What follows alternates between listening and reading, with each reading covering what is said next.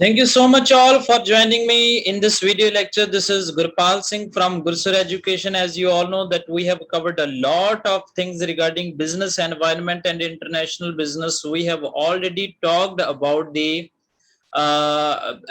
economic environment, political environment, legal environment, industrial policies, and foreign exchange management as well, foreign exchange management risk as well, risk management, then derivatives as well. We have done a lot of things. Now in this video lecture, we are going to cover the topic of India's current foreign trade policy. Okay. So this policy we are going to talk about, and we shall be talking about this in detail. Okay.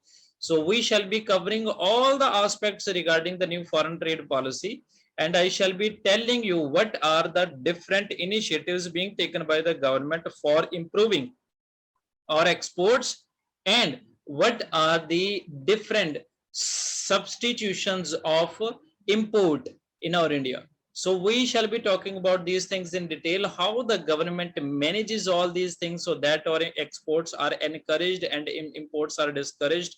So these things will be discussed in detail. Okay. So I hope you shall be enjoying this video lecture. You have already got the idea regarding the structure of this lecture. Now I'm just going to share the screen with you. Hope you would enjoy this video lecture. See and enjoy. Just going to give you the detail of India's foreign policy. So I hope now it would be completely seeable to you. So it's written India's foreign trade policy. When we talk about foreign trade policy, just let me give you a brief description of that. What's that? Foreign trade, I have taught you a lot of time right now. Okay. So foreign trade just happens in two ways. It happens in two ways. This is import, and the second way is export. Okay. So this is foreign trade, import and export. When we this is India. Okay. India, when we purchase some of the commodities or services from outside the boundaries of India, these are known as imports.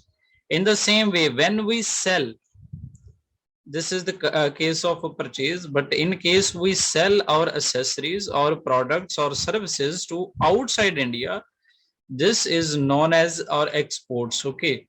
So this is in brief, if we take the name of the two things, we can simply say EXIM. EXIM stands for export import. Okay.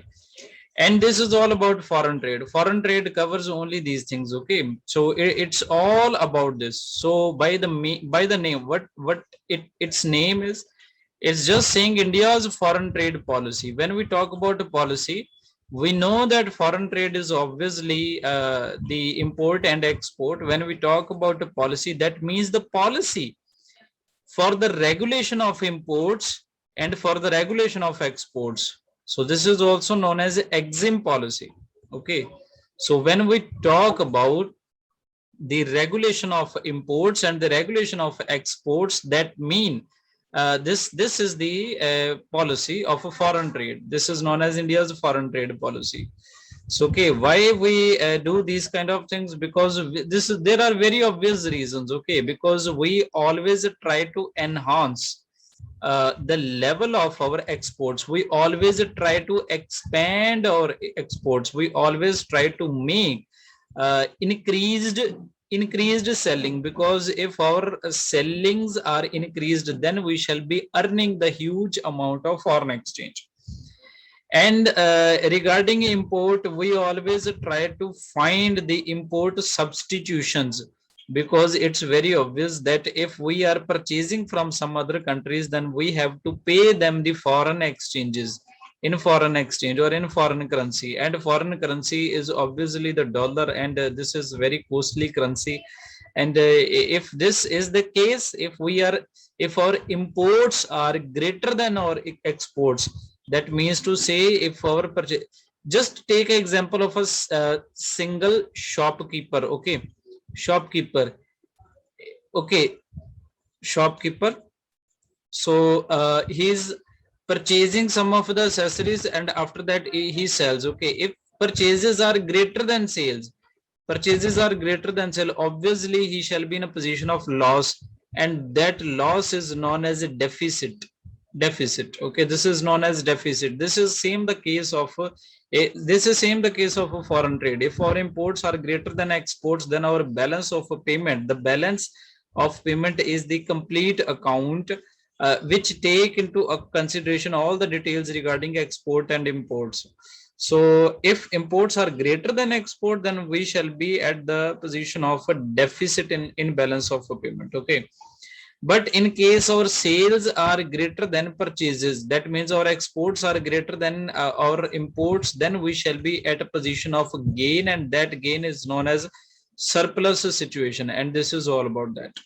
So sometimes the balance of payment is in surplus situation, sometimes this is in deficit situation. But there have been so many years now, Indian balance of payment is always at the position of a deficit, because our imports are much more higher than our exports. This is why government always try to find import substitution. Now, what's the meaning of import substitution?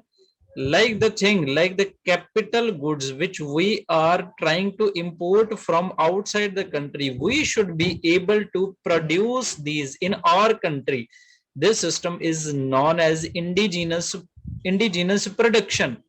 That means whatever the goods we are purchasing from outside our country, we should be trying our best so that these could be produced in our country, that is India. And if this is produced, obviously it shall give many benefits. Like, first of all, there shall be the better investment. After that, employment generation, better quality of products, and self-reliance. These kind of things shall be there if we are able to produce the goods within our country which we are purchasing right now from outside the country. So I hope you have got the idea what we are going to cover. Okay, so foreign trade policy can be regarded as the policy for the regulation of import and export. As far as imports are concerned, there have not been given any kind of specific or clear cut, very clear cut regulations, but the government always, because this it cannot be done. Because why? The reason is why? Because there are always the restrictions of international institution. These are World Trade Organization, IMF, and World Bank. They always perform the duty of a watchdog. What do? They always try to find that there should not be any kind of a strict policy regarding imports for any member country, because if this is the policy, then international trade shall never happen. So they always try, because each and every country whichever is the member of World Trade Organization, when they form their new trade policy, then they have to submit a copy of their policy to the World Trade Organization and IMF as well. So people read and go through from all that policy, and they find if there is any kind of a clear cut import substitution given. And if this is given, then this should not be the case. They do not approve this kind of policy. So what we have to do, so in this way, although some kind of revolutionary steps are there, but we cannot say that these are very clear cut and these are in a writing format. Okay, but what we have to do then, we have to study regarding the exports in detail. Okay, exports in detail. So if we are giving any kind of push to our exports, so if we are giving any kind of benefits to the person who are exporting their goods to outside the country, if we are giving any kind of benefit, then these institutions do not have any kind of a problem. They just encourage that your exports should be encouraged as maximum as possible. So just for encouraging the export, what all the countries do, they give some kind of benefits to the exporters. So these benefits always encourage the exporters to do more production and to give more push to the exports. So in this video lecture, we shall be covering all the details of the benefits given to the exporter. And this is all about the conclusion of any foreign trade policy, I must tell you. Now, just going to give you the description of the current policy. First of all, I'm going to teach you That exam has not been held, for longer than 1 year now. So previously, we had to study the foreign trade policy of 2015 to 2020, and that was amended on 2017. But now, recently, the new policy has been issued. Okay, so its time period is from 2021 to 2026. Okay, so this is the new foreign trade policy which has been issued by the government, but luckily there are not so many changes. Okay, so first of all, you have to know its description, when it was issued, and what does it mean, what does the foreign trade policy mean, I have already taught you right now. But the what the amenities are going to be given in this particular foreign trade policy, then we are going to cover these amenities in detail. Okay, so maybe that in a notes only the description regarding 2015 and 2020 foreign trade policy is given, and the benefits to the exporters are given from this point of view. But I must tell you, these are similar in this policy as well. You are not supposed to go further in detail. So if you need the description of that shall be provided in this video lecture only. So I hope in detail you have got the idea. Okay, so this is all about that. So salient features of India's current FTP foreign trade policy. This is 2021 to 2016 26. So on April 1st this year, new policy was unveiled. This was known as FTP 2021 to 2016. The existing policy was extended by 1 year. I taught you that it was for 2015 to 2020, but it was extended for 1 year to 2021. The reason being, there was the situation of COVID-19. Okay, very obvious. And which was to end on 31st of March 2020, but it was ended on 2021. So the new policy projects the growth. It projects the growth, this policy, for 7.3% in India. Okay, so this is the projection of the policy. So now just we are going to cover the policies. In that policy, I have already taught you that regarding imports, never the question was asked, or although there are only some figures you have to understand, because specifically no country can make any kind of clear cut benefits for the import substitution, because this is not viable or legal thing as per the instructions and the policy framework given by the international institutions. But regarding exports, you have to study some kind of export promotion policies. These are given just for giving the push up, just for giving the push and increment to the exports. These we have to go through. And I must tell you, we have experienced at least 3 or 4 times the question regarding export promotion policies have been asked in the examination. One by one, I shall be teaching you all these policies in detail. So the first is MEIS policy. This is known as Merchandise Export from India scheme. So what is this scheme? Under this scheme, duty credit scripts are granted as reward under this scheme. Okay, the duty credit script and goods imported domestically procured against them shall be freely transferable. So these can be transferred to anyone. Okay, export of more than 4,000 items are eligible to get benefit of this. So for the first time, export from special economic zones also covered under this incentive tax scheme. So you should not be bothered about further detail of that, but still I am going to give you it right now with a simple example. What is duty credit script? Okay, so whenever you are importing some of the eligible commodities or goods, or you are exporting some of the eligible commodities or goods, like 4,000 have specifically been covered under the eligible items. So when you import or export these kind of things, then obviously you have to pay the taxes.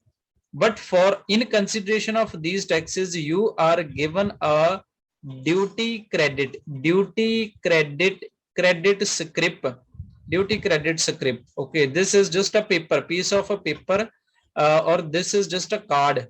Okay, this is just a piece of paper or a card in which it is written that this man has imported or exported these kind of things. So duty credit is given to them. Likewise, first of all, he has to pay taxes, and these taxes are refunded in one or another way. So in this way, duty credit, if you have if you have gone through from the concept of ITC, this is input tax credit. So then you will be able to understand regarding this in detail. So its further description was not needed, but still I have given you example. I hope you have got the idea. First of all, the taxes are paid by the exporter or importer, and these taxes are refunded on the basis of duty credit scripts. So that was the first scheme. Okay. The duty credit script can be used for these kind of services. Okay. So this is payment of a custom duty for these, for importing input goods or some other goods. Okay, custom duties are to be paid. You just to show them that you are having the duty credit which is already having some balance in the account.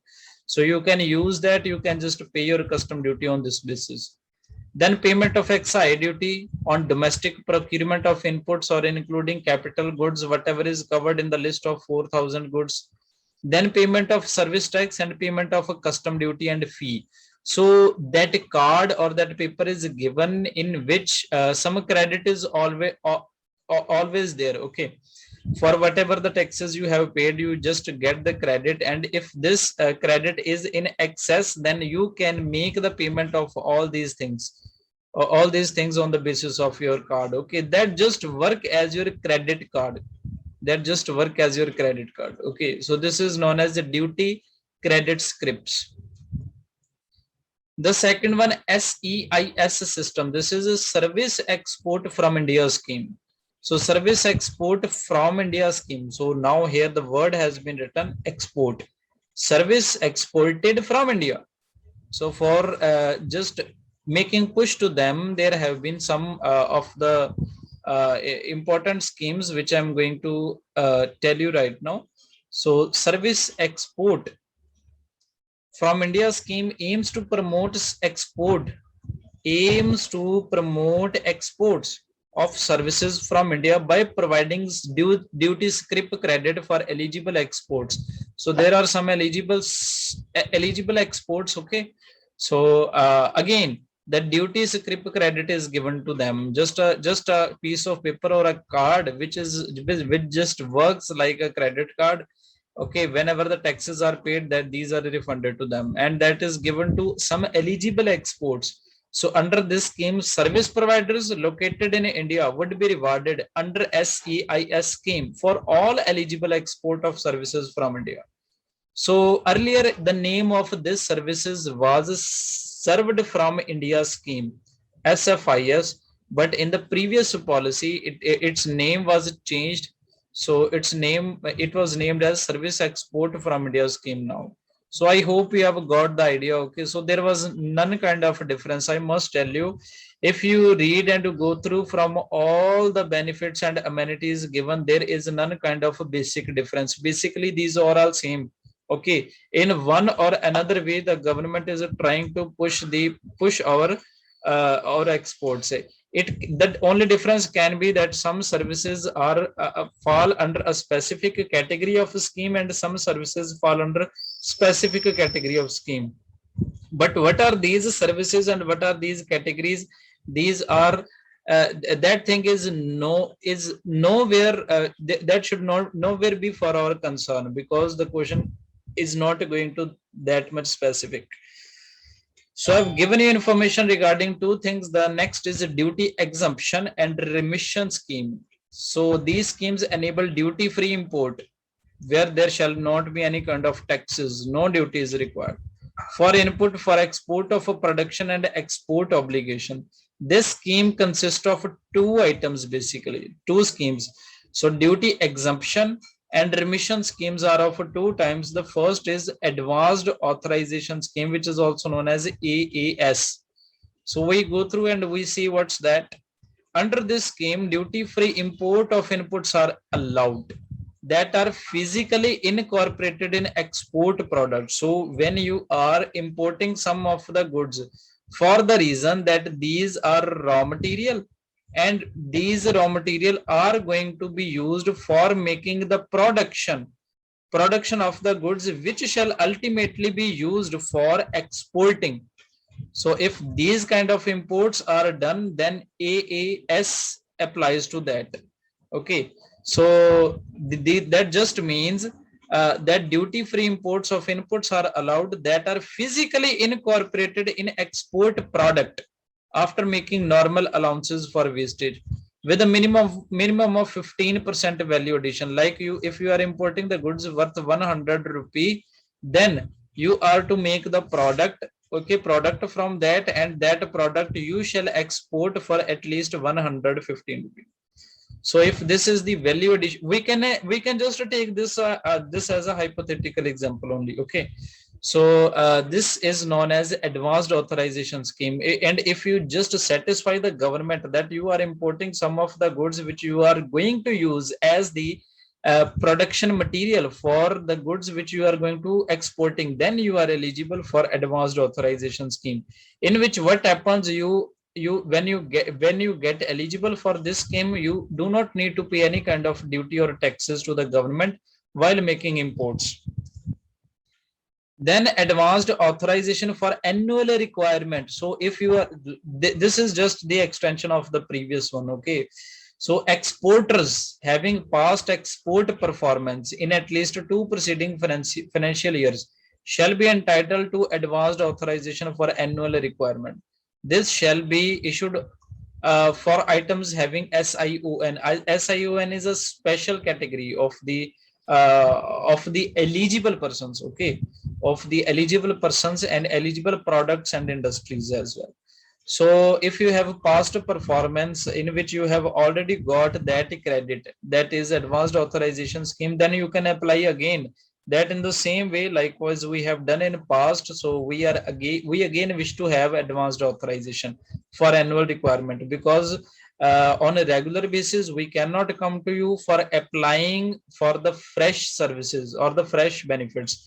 So instead of applying again and again, we are just coming to you once, and you have to authorize us for duty free scripts. So this is known as advanced authorization for annual requirement. Then there is the next scheme. This is duty free import authorization scheme. Sometimes this is also done. Okay. So DFIA is issued to allow duty free imports of inputs. Some inputs do fall under this category. If you satisfy the government, then that you can not just 15%, which we have understood under the advanced authorization scheme. If you satisfy the government that whatever the imports I am doing, I shall make the value addition of a 20% in that, then you fall under this category. This is known as duty free import authorization scheme. Okay. So in this, what happens, even you, along with the taxes or duties, even you don't have to make the payment for customs as well, then you are free from customs as well. So DFI shall be exempted only from the payment of a basic custom duty. Basic custom duty is relaxed to you. You are not supposed to pay that if you satisfy the authorities that you shall be making the value addition of 20% to the goods imported. Then there is a duty drawback or central excise duty or service tax. These kind of amenities are also given. Okay.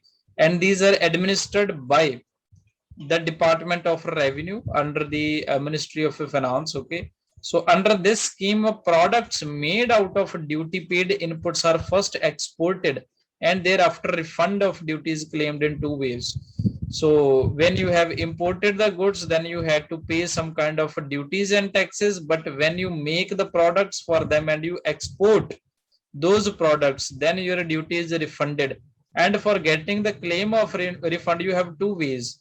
For all the industries, the refund is given as per schedule provided by the revenue department. Okay.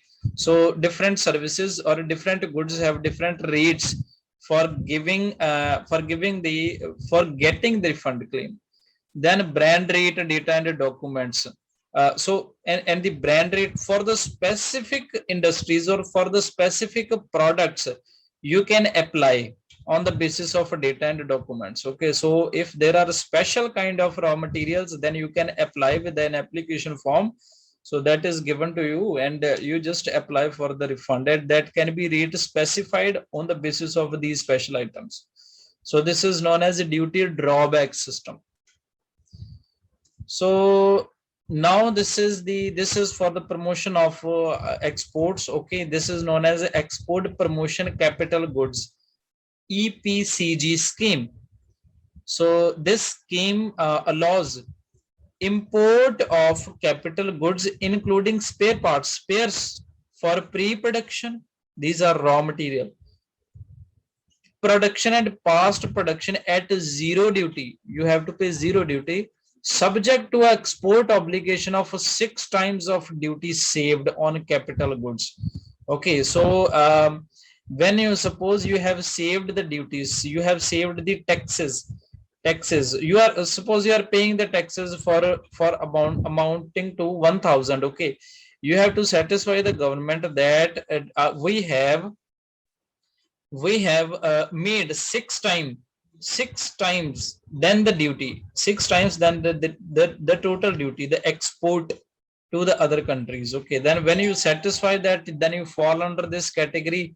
Then what you have to do, you for those capital goods, even capital goods are like the machinery or furniture or these kind of things. Okay, specific computers, or these can be any things. Okay, so this scheme allows for import of capital goods including spares for pre-production, production and post-production at zero duty, subject to an export obligation of 6 times of duty saved on capital goods imported under EPCG scheme. So whatever the machinery you are purchasing, so on the basis of that machinery, whatever the products you shall be producing, you have to export these products to outside our country, and that export should be 6 times the duty saved by the, or a duty paid, we can say simply. And this should be fulfilled within the time frame of 6 years from the actual import of goods. After that, rebate of a service tax through all industry rates. Okay, so refund of a service tax paid on specified output services. Some of the services are also included in these schemes. So not just goods, services are also included. When you have exported some services, then whatever the service tax is paid, this is at some rate, this is refunded to you back. Then this is post-export EPCG duty credit scheme. So this is post-export EPCG duty credit scrip scheme shall be available for export who intend to import capital goods on full payment of applicable duty in cash. Just on the time when the duty is levied to you, and you, instead of just telling them that you shall be paying afterward, or you shall be using some other forms like internet banking or anything, you are just paying them in cash, then you instantly get some kind of a post-export EPCG duty credit scrip. And this works as the same, but its rates are somewhat higher. Then after that, there are some of the, these names are some important names. Okay. EOU stands for Export Oriented Units. EHTP stands for Electronic Hardware Technology Park. STP Software Technology Park, and BTP Biotechnological Park. As the name suggests, okay, they make goods and services in their respective areas and fields. For these areas and the companies working in these, government has some special schemes, and these are known as OU, EHTP, STP, and BTP schemes. So these are unit undertakings to export their entire production of goods and services, may be set up under this scheme for import procurement domestically without payment of duty. So when you ensure the government or the authorities that you are making 100% 100% of whatever you produce, you export these to outside your country, then you are eligible for these schemes. Under this scheme, what happens? You don't have to pay any kind of duties while making import and exports. And these kind of things we have to understand. And these can be categorized. This is just the further we can say the extension of all these things. Okay, I'm just going some details regarding EOU, EHTP, STP, and BTP. This is towns of export excellence. Selected towns producing goods worth 750 crores or more notify as TEE. Okay, some towns are known as TEE if they are producing goods worth this, and they have the potential to export. They have potential to export, and they are given a financial assistance as well for making the production. So this is this is also some kind of amenities given by the government. Okay, so some towns are selected by the government, and that is based on their production capacity. So they are known as towns of export excellence. They also fall under this category. The second are a rebate. Okay, rebate are just these are given on exported goods or material. So whatever the duty you pay, rebate of duty paid on excible good, export duty or duty paid on material used in manufacturing may be claimed under Rule 18 of Central Excise Rules. So if you are making the export, and if you are export oriented units or EHTP or STP, BTP, then you can take the rebate. You can just claim the rebate under this rule. After that, there is export of goods. Okay, if you are making the export of goods, then you do not need to pay any under bond. Okay, under any kind of bond which you have made with some other foreign country, then you don't need to pay under excise duty, and which specifies that Rule 19 of Central Excise Rules 2002 specifies that. So these are some amenities. So what you have to remember from exam point of view, just that the export of goods to some export oriented units are given in Rule 19 of Central Excise Rules and Rule 18 of Central Excise Rules that relates to rebate. So these things you have to understand. So MIA, the word I used here, okay, that the financial assistance of a town of export excellence is given under MIA scheme. So MIA is just an initiative. So that just provide financial assistance, and this is provided for export promotion activities on focus country, focus product basis, on EPC or some other things. Okay. So how this financial assistance is given by the government? Just for the activities like studies, surveys, setting up showroom, warehouses, participation in international trade fairs. So whatever the financial assistance is needed, that is given under this scheme, under this particular scheme. After that, there is also one scheme for marketing. Obviously, you are if you wish to marketize your product outside, then you get some kind of financial assistance that is covered under Marketing Development Assistance Scheme. So financial assistance is available for exporters having annual turnover of export up to 30 crore rupees. For trade fairs, buy seller meets organized by EPC, trade promotion organization, or anything. So if you have turnover more than that, then you can claim this as well. Then after that, there are some status holder scheme. If your company has made some excellent level of exports in previous time, then you are given special status, and on the basis of that status, you are given some kind of financial assistance. So upon achieving a prescribed export performance, status recognition as 1-star export house, 2-star export house, 3-star export house, 4-star, and 5-star is given. I think we have written some. Okay, this is the detail of status of status holder scheme. So this is status category. This is export performance. So 1-star export houses which have exported the goods worth $3 million United States dollars In the same way, 25 United States $1 million companies named as two-star export houses. In the same way, $100 million, $500 million, and $2,000 million. So these are categorized as special export houses, and special kind of a financial assistance are given to them for their further performance, further future performance. So these are some things I think. Now only three things are left. Okay, so on the basis of FTP, there have been the introduction of three different